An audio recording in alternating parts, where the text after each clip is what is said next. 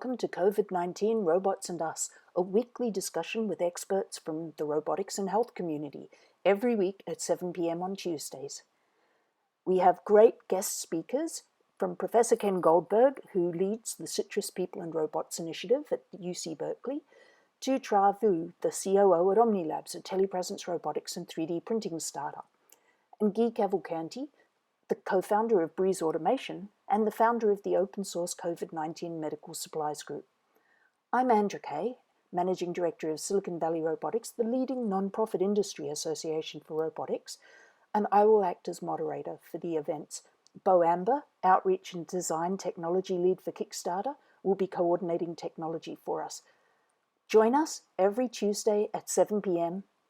Pacific Standard Time, that is, so West Coast California time, 7 p.m. on Tuesdays, for a wide-ranging, informative expert discussion on technology, the COVID-19 virus, and us, the community.